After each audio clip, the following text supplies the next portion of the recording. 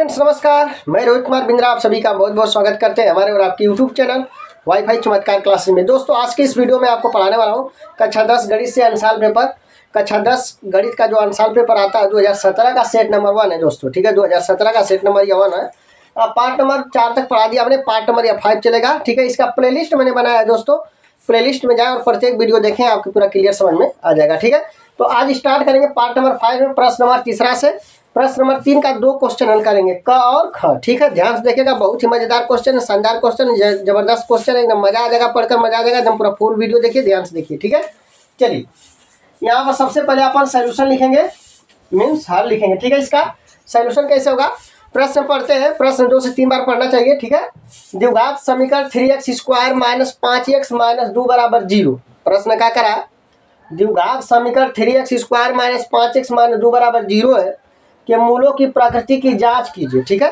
मूलों की प्रकृति का जांच करना है, मूलों की प्रकृति का जांच करना है। तो दोस्तों याद रखिएगा, मूलों की प्रकृति जांच करने के लिए कौन सा फार्मूला लगाएंगे, ध्यान से सुनिएगा।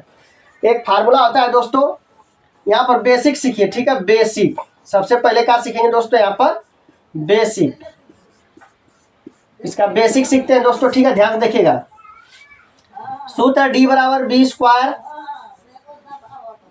b² - 4ac, ठीक है। D = b² - 4ac फार्मूला होता है, जहां पर D को हम कहते हैं दोस्तों विविधकर, ठीक है। इसमें यदि इस सूत्र में पहला नंबर यदि D बराबर क्या है दोस्तों, D बराबर धनात्मक माना है, ठीक है। धनात्मक माना है, धनात्मक माना है तो ठीक है, तो मूलों की प्रकृति क्या होगी दोस्तों, मूलों की प्रकृति, मूलों की प्रकृति बराबर क्या होगा दोस्तों, याद रखिएगा वास्तविक। क्या होगा दोस्तों, वास्तविक। क्या होगा दोस्तों, याद रखिएगा, यदि यदि यदि D का मान धनात्मक आएगा तो उस समय मूलों की प्रकृति आप बताएंगे दोस्तों क्या, वास्तविक होगी। क्लियर बा, नोट कर लीजिएगा। इसके बाद दोस्तों दूसरा का D = b² - 4ac में मैं बात कर रहा हूँ, ठीक है। यहाँ पर सूत्र लिख सकते हो, यह एक फार्मूला है, ठीक है, एक फार्मूला है, ठीक। दूसरा का नंबर यदि D बराबर, ठीक है दोस्तों, यदि D बराबर क्या हो, माइनस मान आए, माइनस में मान आए तो ठीक है, आए तो मूलों की प्रकृति क्या होगी दोस्तों, मूलों की प्रकृति क्या होगी दोस्तों, मूलों की प्रकृति क्या होगी दोस्तों, काल्पनिक होगी। क्या होगी दोस्तों, काल्पनिक होगी दोस्तों, क्या होगी, काल्पनिक होगी दोस्तों, ठीक है। क्या होगी दोस्तों, काल्पनिक होगी दोस्तों, ठीक है।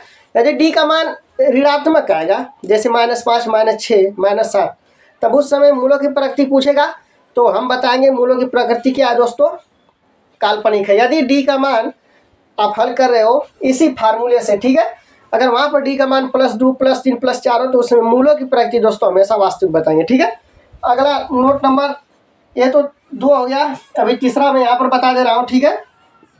तीसरा, इस सूत्र में मतलब इस सूत्र का उपयोग करेंगे और वहां पर हल करेंगे जब इसको, तो D का मान दोस्तों क्या आएगा, वहां पर D का मान यदि 0 आएगा दोस्तों, 0 आए तो D का मान 0 आए तो मूलों की प्रकृति क्या होगी दोस्तों, मूलों की प्रकृति, ठीक है दोस्तों, मूलों की प्रकृति के बराबर क्या होगी दोस्तों, समान होगी। मूलों की प्रकृति दोस्तों, मूलों की प्रकृति क्या होगी दोस्तों, समान होगी, याद रखिएगा, ठीक है। ये बेसिक है इसका, ठीक है। अब तो हम लोग इस वाले प्रश्न में यही फार्मूला यूज करने वाले हैं, ठीक है। इसी फार्मूले से हमें मूलों की प्रकृति ज्ञात होती है, ठीक है ना। तो ध्यान से देखिएगा, प्रश्न नंबर 3 का हल करें, ठीक है। तो दोस्तों ध्यान से देखिएगा, ठीक है। तो यहाँ पर सबसे पहले का नंबर डाल लेते हैं। दिया गया समीकरण द्विघात समीकरण लिखा है 3x² - 5x - 2 = 0, ठीक है। तो यहाँ पर लिखेंगे क्या दोस्तों, दिया है, ठीक है। क्या दिया है दोस्तों, 3x² - 5x - 2 बराबर क्या होगा, 0, ठीक है।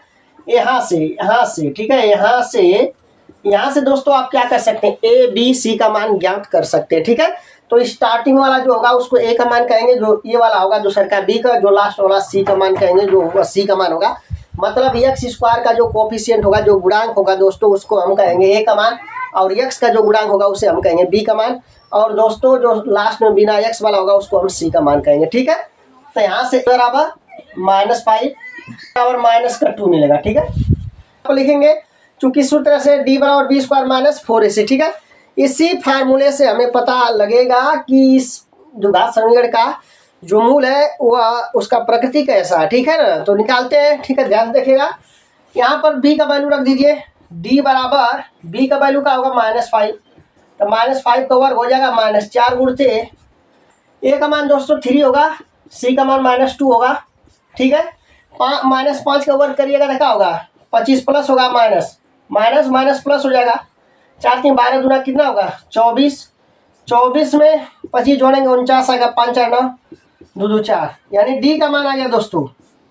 डी का मान आ गया क्या प्लस का 49 आ गया। क्या आ गया प्लस का 49 आ गया दोस्तों। डी का मान क्या आ गया प्लस का 49 आ गया। तो मैंने कहा था यदि डी बराबर प्लस में मान आए, जैसे +2 +3 +4, तो यहाँ पर देख सकते हैं +49 आया है, तब मूलों की प्रकृति +49 आया तब मूलों की प्रकृति दोस्तों वास्तविक होगी। ठीक है, यहाँ पर लिखेंगे अतः, आपको लिखना पड़ेगा अतः मूलों की प्रकृति बराबर क्या होगा वास्तविक होगा दोस्तों। क्या होगा वास्तविक। ठीक है, वास्तविक होगा। ठीक है, वास्तविक होगा। तो आपके प्रश्न में ही पूछा गया था दोस्तों कि मूलों की प्रकृति कैसी होगी। ठीक है, जांच कीजिए। ठीक है, तो वास्तविक होगी। क्लियर है। तो प्रश्न नंबर 3 का समझ में आ गया होगा आपको, उम्मीद करता हूँ। ठीक है, अब आते हैं ख वाला। ठीक है, ख वाला प्रश्न हल करते हैं, तब तक इसे अपलोड कर सकते हो। ठीक है, हाँ तो दोस्तों इस प्रश्न में क्या पूछा जा रहा है ध्यान से देखिएगा।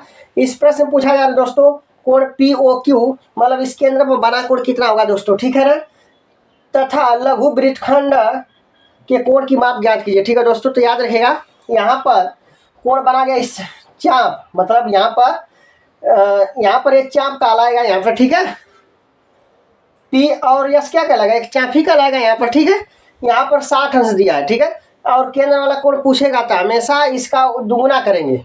60 का दुगुना करेंगे तो कितना होगा 120 अंश होगा। मतलब कोण POQ का जो वैल्यू होगा दोस्तों वह 120 अंश आएगा। कितना आएगा 120 अंश। ऐसा प्रश्न आए तो आप डायरेक्ट 2 से मल्टीप्लाई कर दीजिएगा, कोई दिक्कत नहीं है। समझ में आ रही बात ना।